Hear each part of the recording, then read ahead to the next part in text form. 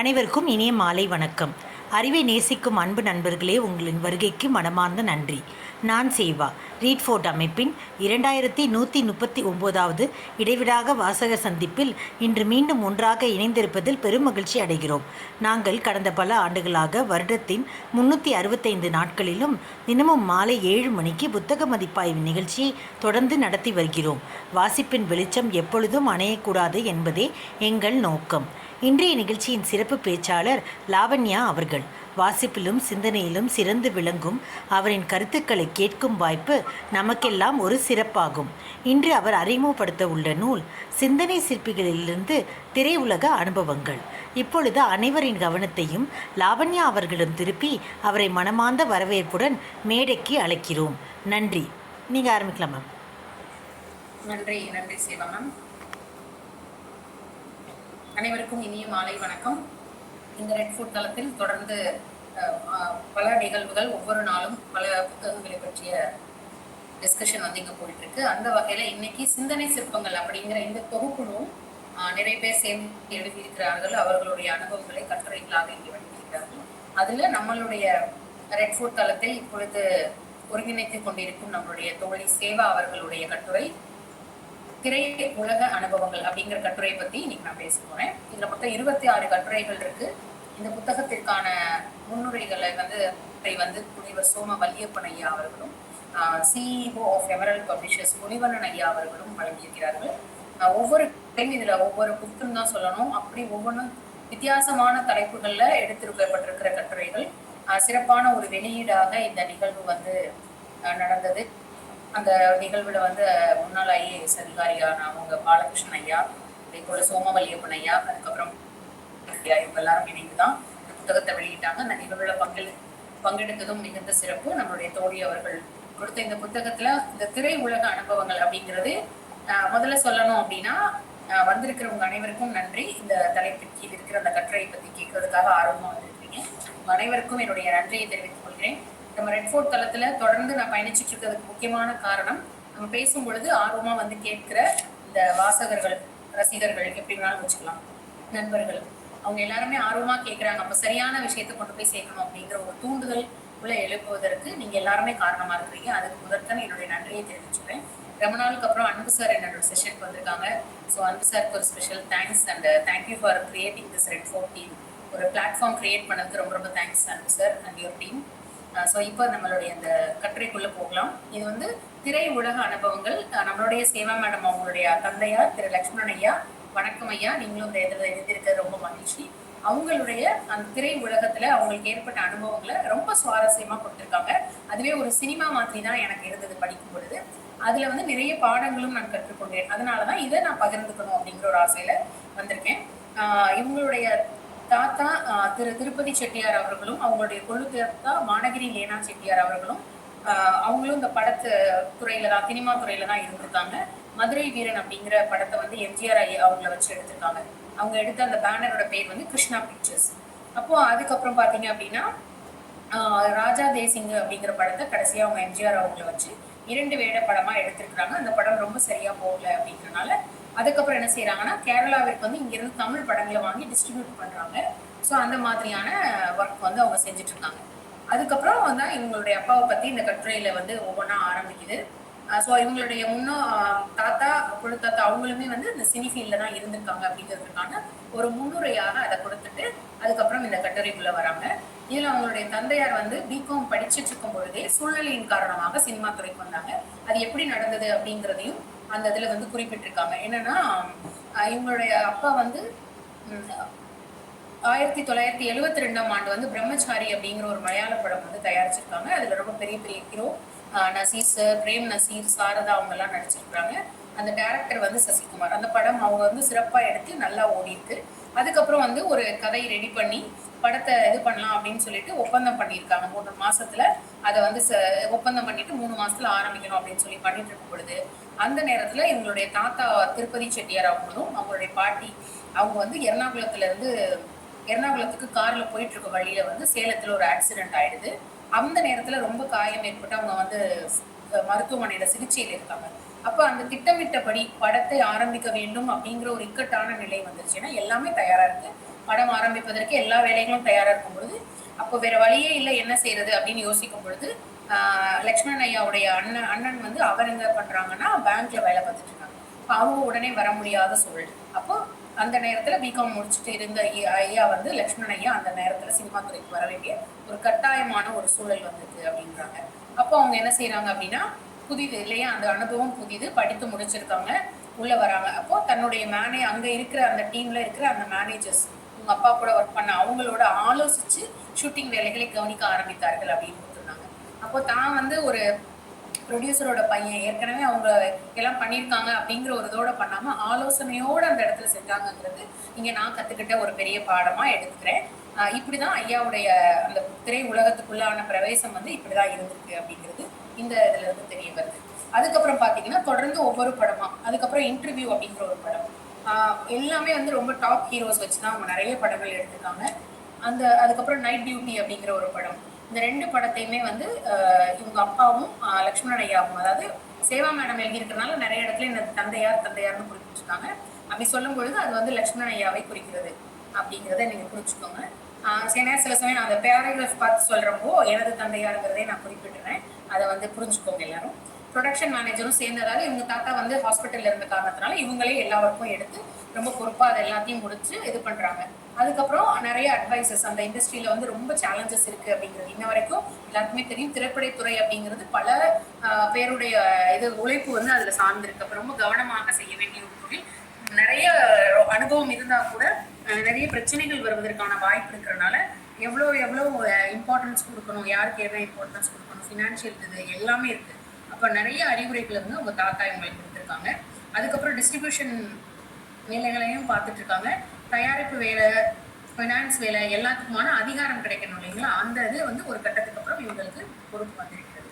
அதுக்கப்புறம் பார்த்தீங்கன்னா இவங்க என்ன செய்யறாங்க அப்படின்னா எவர்ஷைன் ப்ரொடக்ஷன்ஸ் அப்படிங்கிற பேனர்ல ஐயா வந்து ஆரம்பிச்சு அவங்களுடைய ப்ரொடக்ஷன்ஸ்ல நிறைய படங்களை வந்து ஆரம்பிக்கிறாங்க. அதுல வந்து அவங்களுடைய அப்பா, அவங்க தாத்தா, அப்புறம் வந்து லக்ஷ்மணன் ஐயா, அப்புறம் அவங்களுடைய தந்தையாருடைய அண்ணன் மனைவி, இவங்கெல்லாம் பார்ட்னர்ஸா சேர்ந்து அதை ஆரம்பிக்கிறாங்க.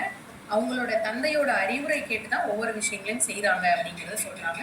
கூடவே எல்லா விஷயங்களையும் எப்படி கவனிச்சாங்க அப்படின்னா, ஏன் அதை வந்து குறிப்பிட்டு சொல்றாங்க அப்படின்னா, ஒரு படம், ஒரு டைரக்ஷன், ஒரு இது அப்படின்னா, ஒரு ப்ரொடக்ஷன் அப்படின்னா எவ்வளவு வேலைகள் இருக்கும். ஆனா டிஸ்ட்ரிபியூஷனுக்கும் சேர்த்து இவங்க ஒர்க் பண்ணனால கேரளாலே 5 ஆஃபீஸ் இருந்திருக்கு.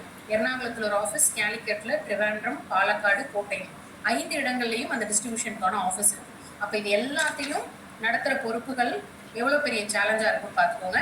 இப்ப மாதிரியான டெக்னாலஜி அதிகம் இல்லாத ஒரு காரணத்துல எவ்வளவு ஒரு கம்யூனிகேஷன் தெளிவா இருந்து, எவ்வளவு ஒரு பிளானிங் கரெக்டா இருந்திருந்தா இத்தனையும் டீல் பண்ண ஒருத்தரால முடியும் அப்படிங்கிறது இந்த இதுல இருந்தே நம்மளால தெளிவா புரிஞ்சுக்க முடியும். ஸோ அப்போ அதுக்கப்புறம் பார்த்தீங்கன்னா நிறைய படங்கள் எடுத்து அந்த விநியோகங்கள் அதிகமாக பண்றப்போ அதுல உள்ள சேலஞ்சஸ் எல்லாத்தையும் ரொம்ப திட்டமிடல் இதுல படிச்சு நான் ஒவ்வொரு இதுலையுமே எல்லா பேராகிராஃப்லையுமே குறிப்பிட வேண்டிய விஷயம் பார்த்தீங்கன்னா திட்டமிடல் ரொம்ப ரொம்ப சிறப்பாக இவங்க பண்ணியிருக்கிறதுனால தான் அந்த சக்ஸஸ் கிடைச்சிருக்குங்கிறது ரொம்ப தெளிவாக இதில் தெரியுது. அதுக்கப்புறம் சாரோட குருநாதர் யாரு அப்படிங்கிறத சொல்றாங்க. திருவேங்கட ரெட்டியார் அப்படிங்கிறவங்க வந்து இவங்க தாத்தாக்கே ரொம்ப நெருக்கமா இருந்திருக்காங்க. ஜவுளி கடையும் வச்சிருக்காங்க, தியேட்டரும் வச்சிருக்காங்க. அப்போ அவங்க வந்து நிறைய ஃபைனான்ஸும் பண்றாங்க இந்த மாதிரி ஃபிலிம் இதில் இருக்கிறவங்க எல்லாருக்குமே, டிஸ்ட்ரிபியூட் பண்றவங்களுக்கும் டைரக்டர்ஸ்க்கும் அந்த இதுக்கு எல்லாத்துக்குமே பண்றாங்க. அப்போ அப்பூப்பன் அப்படிங்கிற ஒரு படம் வந்து இது பண்ணியிருக்காங்க. அதுல வந்து பாஸ்கரன், நம்மளுடைய தமிழ் ஹீரோ கமல்ஹாசன், ஜெயபாரதி இவங்க எல்லாரும் நடிச்சிருக்காங்க. அதுக்கு ஒரு கதை, அதே மாதிரி இன்னொரு கதையும் முடிவு பண்ணி வச்சிருக்காங்க. அதோட பேர் வந்து காயங்குளம் கொச்சுண்ணியோட மகன் அப்படின்னு. அந்த படத்துலயும் பெரிய பெரிய ஆர்டிஸ்ட்லாம் இருக்காங்க. இப்ப நிறைய நடிகர்கள் தேவை அப்படிங்கும்போது 2 இது வச்சு பிளான் பண்ணி இந்த படங்களை எடுத்துட்டு இருக்காங்க. ஆனா அவங்க வந்து அதை சரியா இது பண்ண முடியாத காரணத்தினால இவங்க கையில வந்து இந்த படங்கள் வருது. அப்ப இதை பிளான் பண்றாங்க எப்படி பண்ணலாம் அப்படின்னு சொல்லி இவங்க தாத்தாவும் அப்பாவும், சேவா மேடம் அப்பாவும் டிஸ்கஸ் பண்ணி அதை எடுத்துக்கிறோம் அப்படின்னு முடிவு பண்றாங்க. முடிவு பண்ணதுல இருந்து அவங்களுக்கு ஒரு சிறப்பான ஒரு இதை கொடுத்தனால அந்த திருவேங்கட ரெட்டியார் அன்னையில இருந்து இவங்க முதலாளி அப்படிங்கிற ஒரு எண்ணத்துல கொடுக்குறாங்க. அவங்களும் என்ன பண்றாங்கன்னா சரியான நேரங்கள்ல சரியான அறிவுரைகளையும் ஆலோசனையும் தக்க நேரத்துல வழங்கி ஊக்குவிச்சு இவங்களை வந்து அடுத்தடுத்த கட்டத்துக்கு கொண்டு போய் உதவுறதுல மிகப்பெரிய பங்கு வகிச்சிருக்காங்க. யாருன்னு பாத்தீங்கன்னா திருவேங்கட ரெட்டியார் ஐயா. அவங்க தான் வந்து இவங்களுக்கு நிறைய இடத்துல அட்வைஸ் பண்ணியிருக்காங்க, சப்போர்ட்டா நின்றுருக்காங்க அந்த மாதிரி.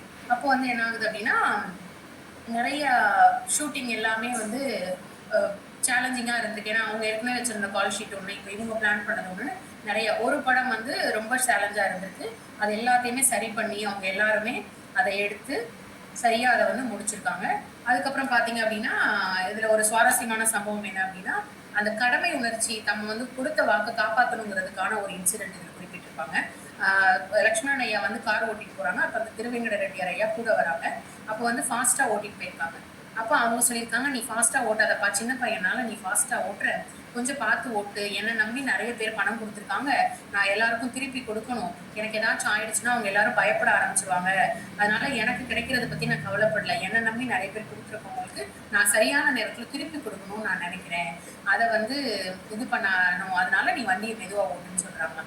அப்ப வந்து இவங்க சொல்லியிருக்காங்க, லட்சுமணன் ஐயா சொல்லியிருக்காங்க, இந்த மாதிரி எதுனாலும் நான் பார்த்துக்கிறேன், உங்களுக்கு எதுவும் ஆக விடாம நான் பார்த்துக்கிறேன், எதுனாலும் நான் வந்து இது பண்றேன் அப்படின்னு சொல்லிட்டு இதையே இவங்க வந்து பிள்ளைங்களுக்கும் ஒரு இதா சொல்லி கொடுத்துருக்காங்க. யார்கிட்டையாவது ஏதாவது நம்ம வாங்கணும்னா சரியான நேரத்துக்கு திருப்பி கொடுக்கணும், அதை நம்பிதான் அந்த நம்ம கொடுத்துருவோங்கிற நம்பிக்கையில் தான் நமக்கு ஒருத்தர் உதவி செய்யறாங்க, அந்த நம்பிக்கைக்கு பாத்திரமா நம்ம இருக்கணும் அப்படின்னு சொல்லிட்டு அவங்க பொண்ணுங்களுக்கு அவங்க அட்வைஸ் பண்ணியிருக்காங்க. அதை நானும் ஒரு பெரிய அட்வைஸா தான் எடுத்துக்கிட்டேன் இந்த எஸ்ஸே படிச்சதுக்கு அப்புறம். ரொம்ப ஒரு சிறப்பான ஒரு அட்வைஸ் இல்லைங்களா, அந்த நம்பிக்கைக்கு பாத்திரமா இருக்கிறது அப்படிங்கிறது. ஏன்னா அதுதான் நம்மள ரொம்ப நாளுக்கு அப்புறமும் நம்மளை ஞாபகம் வச்சுக்கிறதுக்கு உதவி செய்யும். அந்த விஷயம் வந்து நல்ல குவாலிட்டியை நம்ம எடுத்துக்கணும் அப்படிங்கிறத நான் புரிஞ்சுக்கேன். அதுக்கப்புறம் பாத்தீங்கன்னா இவங்க வந்து தந்தையாருடைய கல்யாணத்துக்கும் அந்த முதலாளி ஐயா ரெட்டியார் ஐயா வந்து வாழ்த்திருக்கிறாங்க. அதே போல இவங்களுடைய மகள்கள் 2 மகள்கள் இவங்களுக்கு, ஒண்ணு சேவா மேடம், இன்னொன்னு அவங்களோட அக்கா, 2 பேரோட கல்யாணத்துக்கும் குடும்பத்தோட வந்திருந்து வாழ்த்துறாங்க. அப்ப இவங்களோட கல்யாணத்தப்ப வந்தப்போ அவங்களுக்கு ஒரு இடத்துல அதுக்கப்புறம் பாத்தீங்கன்னா ஒரு காலில் ஒரு அடிபட்டு அதுக்கப்புறம் ஹாஸ்பிட்டல் அட்மிட் ஆயிருக்காங்க. சுகர் இருந்த காரணத்தினால அதுக்கப்புறம் ட்ரீட்மெண்ட் பண்ணியும் சரி பண்ண முடியாம அவங்க வந்து கடைசியா இறந்து போயிடுறாங்க. அதுக்கப்புறம் பாத்தீங்கன்னா அவங்கள பத்தின இதை வாழ்க்கை வரலாறை வந்து புத்தகமா வெளியிடணும்னு சொல்லிட்டு லட்சுமண ஐயாட்ட நிறைய இன்ஃபர்மேஷன், அவங்க அப்பா கூட சுவாரஸ்யமான நிகழ்வுகள், அவங்க பேசின விஷயங்கள் எல்லாத்தையும் கேதர் பண்ணி இவங்களோட பாட்டுல இவங்களோட லைஃப்ல அவங்க எங்கெங்கெல்லாம் இருந்திருக்காங்க அதெல்லாம் போட்டோஸ் எல்லாத்தையும் சேர்த்து அவங்க வந்து ஒரு புத்தகமா அவங்களுடைய குடும்பத்தினர் வந்து வெளியிட்டிருக்காங்க. அதுக்கப்புறம் வந்து அவங்க எப்படின்னா எப்பவுமே சொல்லக்கூடிய ஒரு வார்த்தை, தம்பி என்ன உதவினாலும் என்கிட்ட கேளு அப்படின்னு சொல்லி உங்க வீட்டுல அந்த கல்யாணங்கள் 2 ஃபிக்ஸ் ஆகும் போது அவங்க கேட்டிருக்காங்க. ஸோ ஒரு மனுஷன் வந்து எவ்வளவு தூரம் நாணயமா நடந்திருந்தா எந்த ஒரு சூழ்நிலை வந்தாலும் ஒருத்தர் நான் இருக்கேன் என்கிட்ட கேளு, நான் இருக்கேன் என்கிட்ட கேளு அப்படின்னு சொல்லுவாரு அப்படிங்கிறது அதுல இருந்து புரிஞ்சுது. ஏன்னா காலம் வந்து இப்ப எப்படி போயிட்டு இருக்குங்கிறது எல்லாருக்குமே தெரியும்.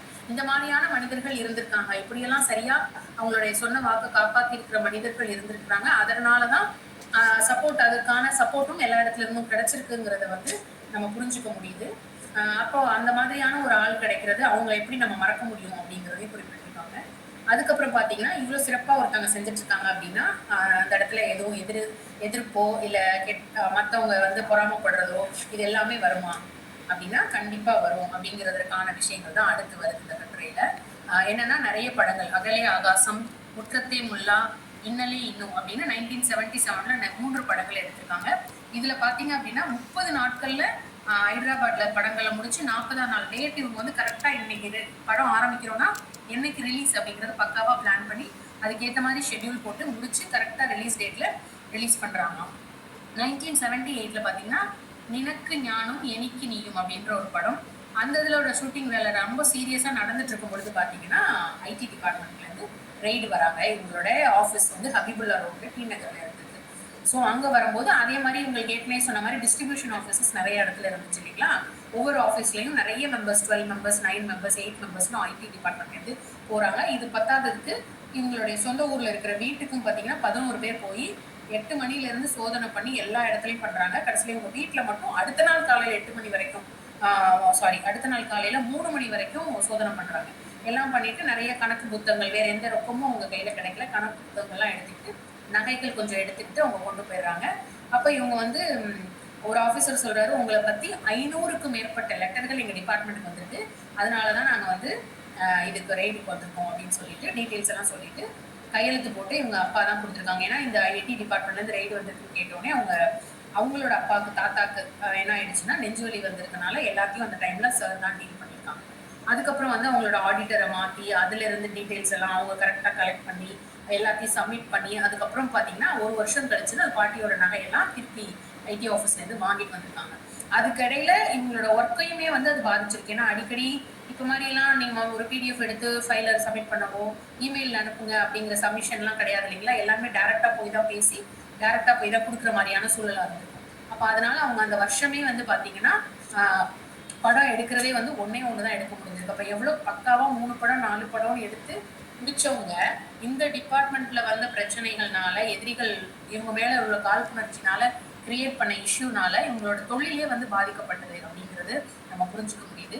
அதுக்கப்புறமும் பார்த்தீங்கன்னா 1917லையும் 1917ல 79ல வந்து இவங்க கலர் ஃபிலிம்ஸ் எடுக்க ஆரம்பிச்சிருக்காங்க. அதுக்கப்புறம் பார்த்தீங்க அப்படின்னா நிறைய மூவிஸ் தமிழ்ல இருந்து கேரளாக்கு வாங்கி டிஸ்ட்ரிபியூட் பண்ண ஆரம்பிச்சிருக்காங்க.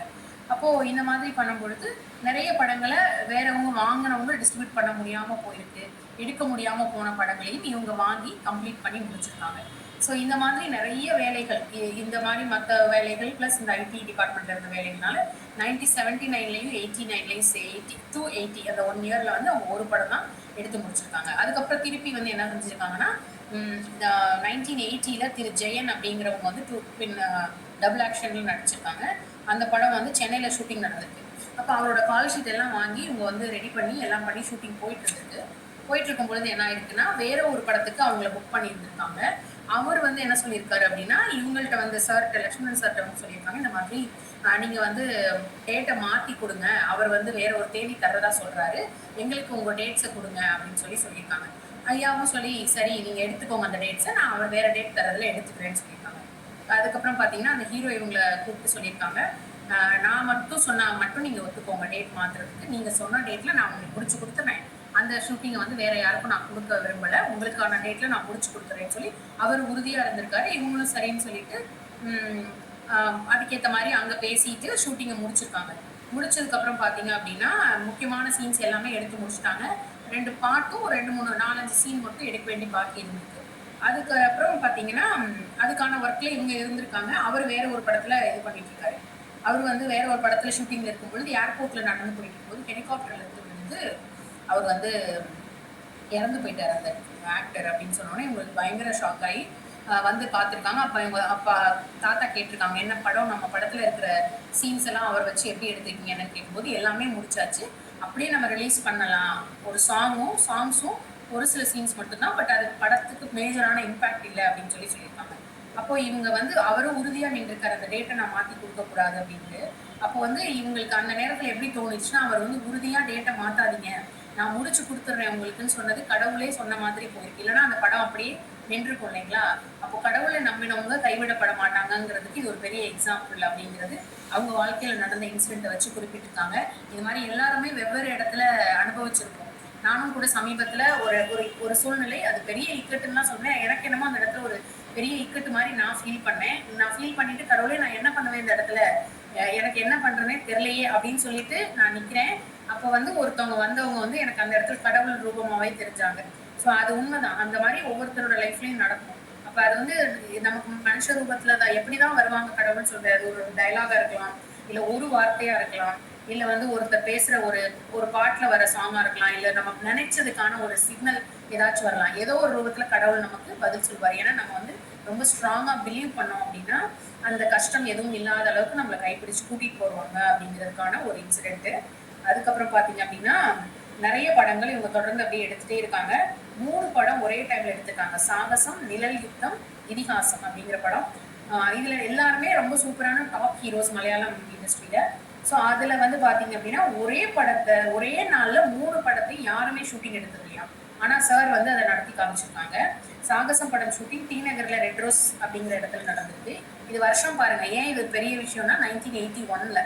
ஸோ அந்த டைம்ல இருந்த ரிசோர்ஸஸை வச்சு இவங்க பிளான் பண்ணியிருக்காங்க அப்படிங்கும் பொழுது எந்த அளவுக்கு ஒரு டீப்பான பிளானிங், பக்காவான பிளானிங்காக இருந்தால் அதை எக்ஸிக்யூட் பண்ணிக்க முடியும் அப்படிங்கிறதான் இதில் நம்ம வந்து கற்றுக்க வேண்டிய விஷயம்.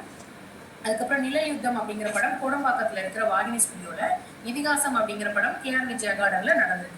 அதே மாதிரி 1982லையும் 3 படம். ஆரம்பம் அப்படிங்கிற படத்துல என்ன டிஃப்ரென்ஸ் பண்ணியிருக்காங்கன்னு பார்த்தீங்கன்னா ஒரு படத்துக்கு 4 music directors, music director Shyam, music director Shankar Ganesh, AT Ummer, KJ Joy, 4 பேரையும் வச்சு மல்டி ஸ்டார் படம். அதே மாதிரி 4 பாடலும் மியூசிக் வேற வேற டைரக்டர்ஸ் வச்சு பண்ணும்போது டிஃப்ரென்ஸ், ஒவ்வொரு படத்துக்குமான டிஃப்ரென்ஸ் காட்டும்போது அந்த படம் ரொம்ப சூப்பர் ஹிட்டா ஓடிருக்கு.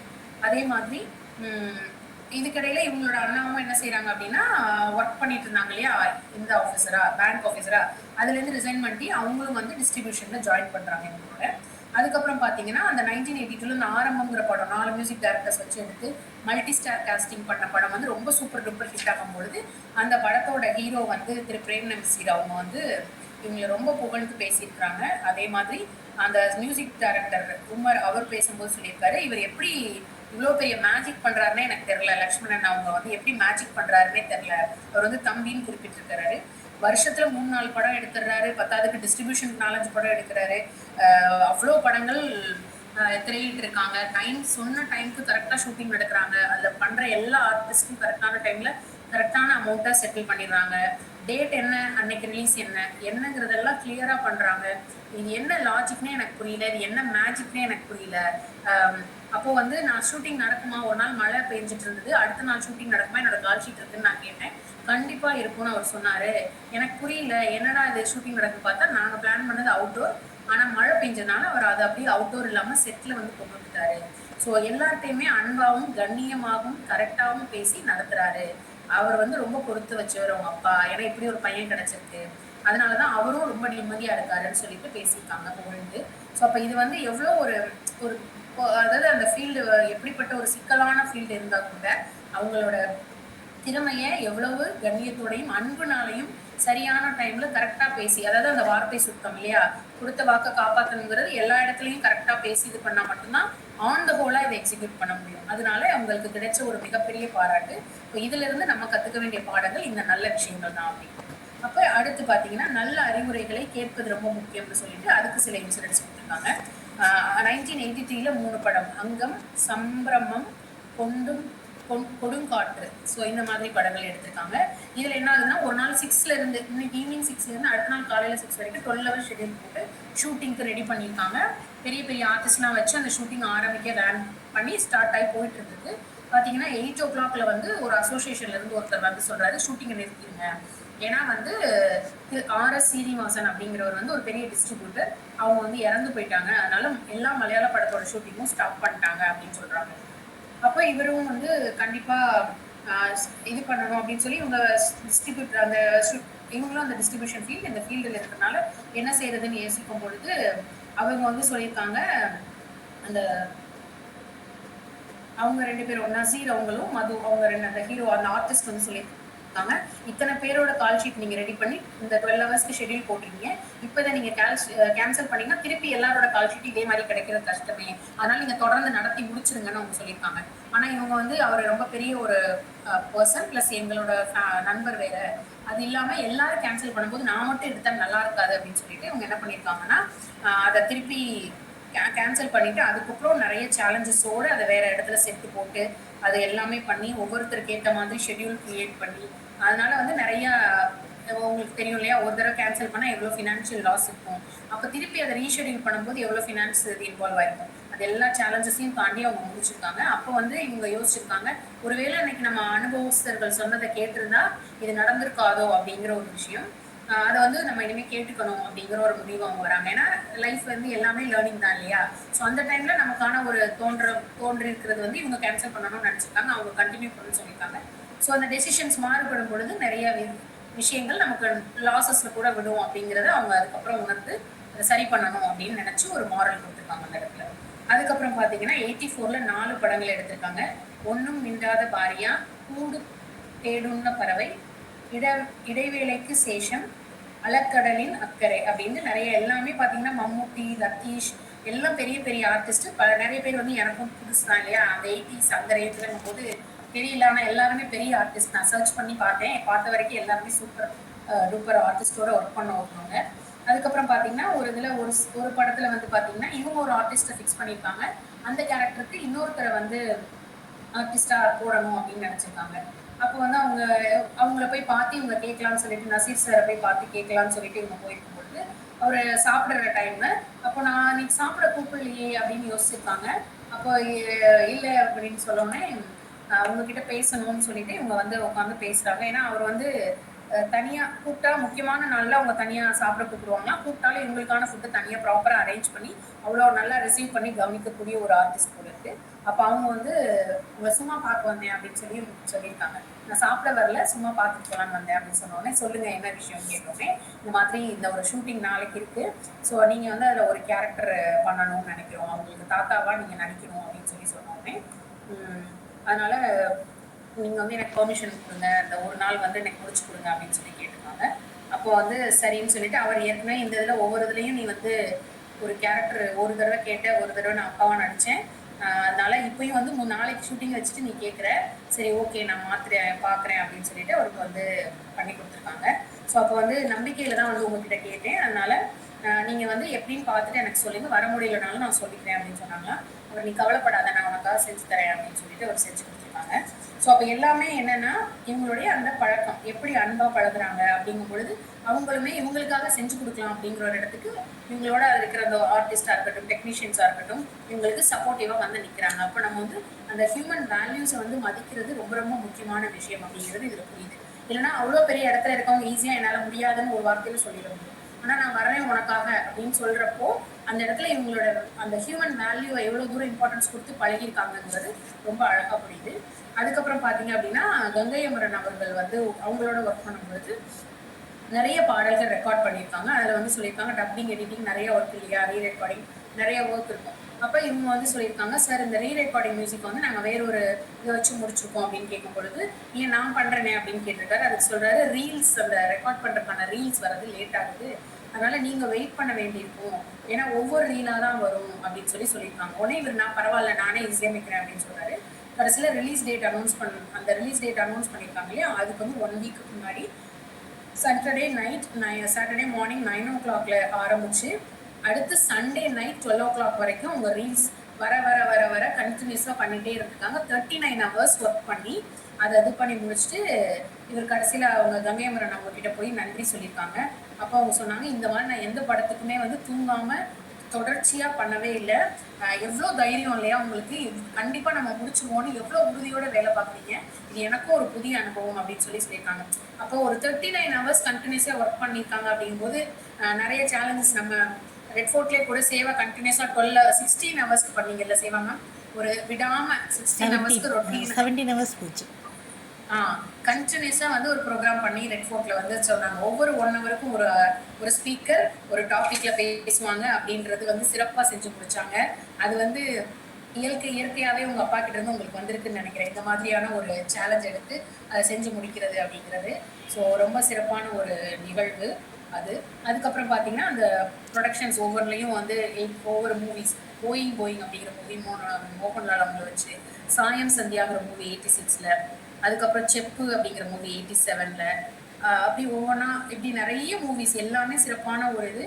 அதுக்கப்புறம் பார்த்தீங்கன்னா அந்த மூவி எடுத்துட்டு இருக்கும்போது இடையில மோகன்லால் அவங்களுக்கு உடம்பு சரியில்லாமல் வந்து திரும்பி வந்து ஷூட்டிங் எல்லாம் ஆரம்பிச்சு இது பண்ணியிருக்காங்க. ஆனால் அந்த படம் வந்து ரொம்ப சிறப்பாக ஓடி முடிச்சிருச்சான். அதுக்கப்புறம் ஒரு கட்டத்தில் இவங்க வந்து போதும் படம் எடுக்கிறத நிறுத்திடலாம் அப்படின்னு முடிவு பண்ணியிருக்காங்க. என்ன ரீசனுக்காக இப்போ இவ்வளோ சக்ஸஸ்ஃபுல்லாக ஒருத்தவங்க டிஸ்ட்ரிபியூஷனும் சரி ப்ரொடக்ஷனும் சரி ரொம்ப சக்ஸஸ்ஃபுல்லாக டாப் ஆர்டிஸ்ட்டை வச்சு எல்லாருமே புகழ்ந்து பேசுகிற, எங்கேயுமே ஃப்ளாஸ் இல்லை, எல்லாருமே புகழ்ந்து பேசி சிறப்பாக கொண்டு போயிட்டு இருக்க ஒருத்தவங்க சடனாக அதை நிறுத்தணும் அப்படின்னா அது எவ்வளோ பெரிய டெசிஷனாக இருக்கும். அப்போ அந்த டெசிஷனுக்கான காரணம் அப்படின்னு பார்த்தீங்க அப்படின்னா என்னன்னா நிறைய சிச்சுவேஷன் 87க்கு பின்னாடி வந்த ஆர்டிஸ்ட் அவங்க எல்லாருமே வந்து நிறைய அவங்களோட சேலரியை ரைஸ் பண்ணியிருக்காங்க.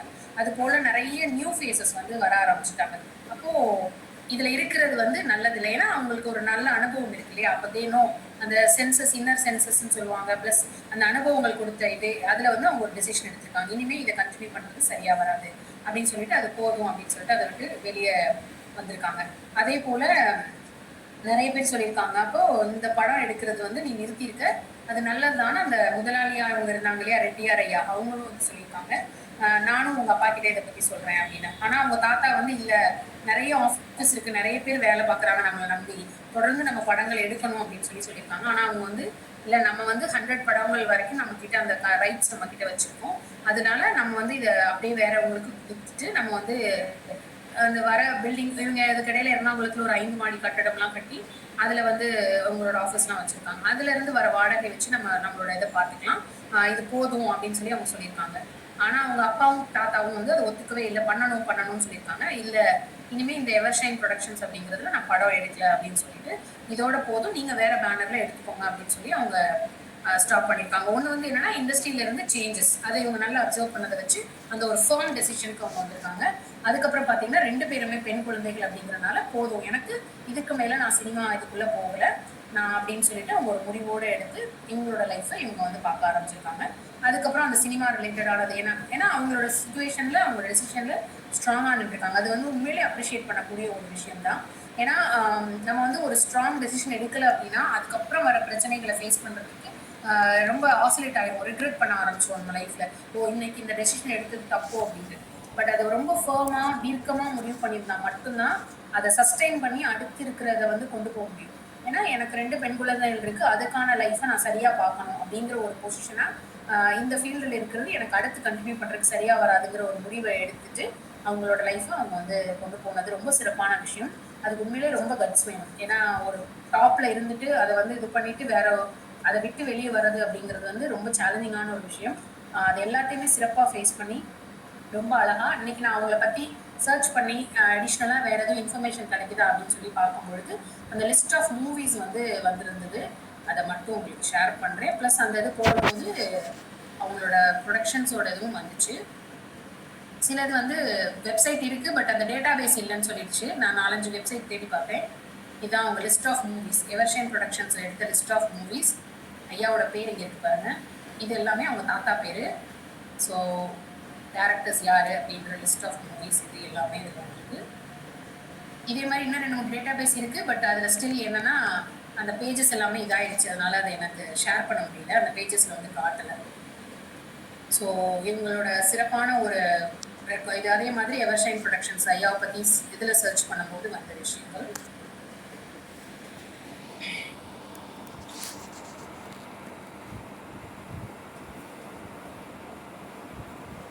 ஸோ இதுதான் அவங்களோட ப்ரொடக்ஷன் ஹவுஸு, டிஸ்ட்ரிபியூஷன் ஹவுஸ் பற்றின இன்ஃபர்மேஷன். ஸோ ரொம்ப சிறப்பாக ரொம்ப ஒரு இதில் இருந்து நமக்கு ஒரு இன்ஸ்பைரேஷன் தான். இந்த எஸ்ஸே வந்து நான் ஏன் ஷேர் பண்ணணும்னு நினச்சேன்னா, எனக்கு நிறைய விஷயங்கள் அதை ரீட் பண்ணும்பொழுது நிறைய வேல்யூஸை நான் எடுத்துக்கணும் அப்படிங்கிறத நான் எடுத்துக்கிட்டேன். இது ஜஸ்ட் ஒரு அவங்களோட லைஃப்பில் நடந்த ஒரு இன்சிடென்ட்ன்றத அவங்க முக்கியமான இன்சிடென்ட்ஸ் அதை சரியாக பதிவு பண்ணணும்னு சேவா மேடம் கிடைத்த வாய்ப்பு சரியாக யூஸ் பண்ணியிருக்காங்க. ஏன்னா எவ்வளோ பெரிய இதில் இருந்தாலும் எப்படி நம்ம நடந்துக்கணும் அப்படிங்கிறதுக்கான ஒரு எக்ஸாம்பிளாக தான் நான் வந்து ஐயாவை பார்க்குறேன். ஸோ அந்த மாதிரி ஒரு பர்சனை பற்றி நம்ம பேசுறதுக்கு வாய்ப்பு கிடைச்சிச்சுன்னா அது கண்டிப்பாக செய்யணுங்கிறனால தான் சரி நம்ம ரெட் ஃபோர்ட் தளத்தில் இந்த எஸ்ஸேவை எடுத்து நம்ம பேசலாம் அப்படின்னு சொல்லிட்டு